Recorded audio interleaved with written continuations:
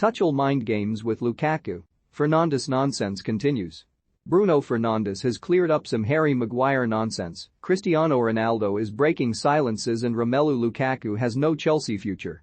Touch of class. Thomas Tuchel spoke eloquently and excellently about Romelu Lukaku before and after Chelsea's game with Lille.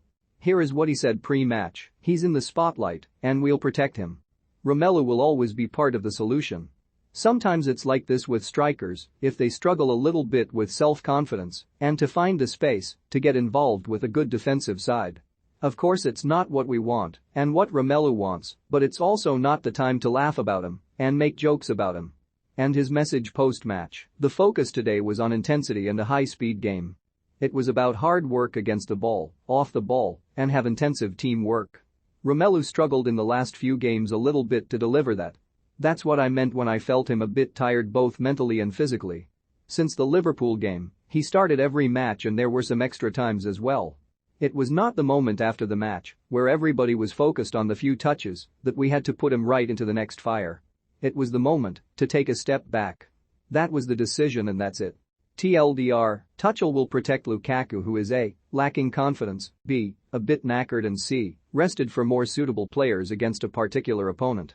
The striker will always be part of the solution, but it was the moment to take a step back. Chelsea won the game comfortably. Lukaku was taken out of the limelight. It was phenomenal management. But the newspapers predictably disagree. Andrew Dillon of The Sun points out that Tuchel claimed to be on Lukaku's side during a dip in form, but if axing your record signing is protection, then Tuchel is playing mind games with the man who has cost Abramovich £9.7 million a goal this season. Yet, he is Sir Alex Ferguson to Lukaku's Kevin Keegan. Tuchel isn't simply looking out for both Lukaku and Chelsea whatsoever. John Cross of the Daily Mirror writes that Tuchel said all the right things about supporting Lukaku before the game, but ultimately did not trust his misfiring, out-of-form record signing to see off Lille. Alternatively, he trusted his other expensive forwards to beat a team 11th in Ligue 1, deeming it an opportune time to rest Lukaku psychically and mentally mere days after a difficult game. And then there's the Daily Mail's Martin Samuel, who sees your vague sensationalism and goes all in. Tuchel has a call to make on Lukaku too. Does he get back into this team? Does he deserve to? Nothing last night suggested he was missed, or that Chelsea would be greatly energized by his return. For Lukaku, this could be the beginning of the end. He's missed one sodding Champions League knockout tie at home against a side Chelsea could put three completely different Zis out to beat. The beginning of the end is a mad old leap from there. Condescension in the ranks, that was until N'Golo Kante suddenly exploded forwards through the middle of the pitch as fast as his little legs could carry him. Andrew Dillon, The Sun. Better than patting Kante on the head for smiling and being happy, at least. But still. That's how I want to be. Chelsea's unbelievable trio singled out by Jody Morris after Lille win, Mail in line. Is it even possible for three different people to be simultaneously singled out? We don't talk about Bruno. There is still currency in the Manchester United Civil War narrative, despite form being really quite good under Ralph Rangnick. The Daily Mirror were the ones who broke that story of unrest between Cristiano Ronaldo and Harry Maguire. Their website continues to plow that particular field.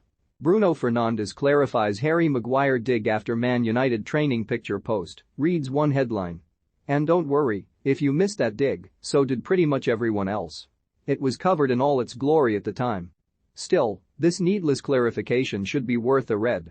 Bruno Fernandes has confirmed everyone at Manchester United is happy with Harry Maguire's leadership after making a questionable social media post last week. A questionable social media post suggests he accidentally published an image of his Portuguese playmaker, not that he claimed to feel very safe between Eric Bailly and Rafael Varane. Some United fans believed Fernandes's post was a cryptic message, suggesting the two defenders should play at centre-back together in place of Maguire. No, you did. Your headline was, Bruno Fernandes sends pointed Harry Maguire message amid Man United war with Cristiano Ronaldo. That was pretty inflammatory. Don't go round blaming at Ronaldo. Fernandes, however, has denied that theory and claimed the post was just a bit of fun. Thanks to him for clarifying what everyone already knew. Nightmare Fuel. The Sun website knows full well the clicks are still in Ronaldo. Ronaldo fares much better than rival Messi in stats despite nightmare season is one headline. And sure, Ronaldo's stats are much better than Messi's this campaign. But those quotation marks around nightmare have MediaWatch intrigued. Cristiano Ronaldo is bossing Lionel Messi, despite many describing the Manchester United superstar's season as a nightmare, reads the first paragraph. At no point are any of those many named. One quick Google search for Ronaldo nightmare brings up a top result of this: Cristiano Ronaldo's dream return to Man United quickly turning into nightmare as stats show struggles for striker, by Neil Custis of The Sun. Nightmare. Break even elsewhere. On the Sun website, Ronaldo breaks silence ahead of Man United's Champions League clash against Atletico. First of all, what silence was it that Ronaldo had to break? This Twitter post was made little over 2 days after his previous one. That hardly qualifies as monastic, getting ready for the return of the biggest club competition in the world. Let's go. OY acute superscript aypic.twitter.com Z31AUAIO40, Cristiano Ronaldo, at Cristiano, February 22, 2022 second, that is an incredibly boring way to break one's silence. All that hard work of apparently keeping stum has gone to waste.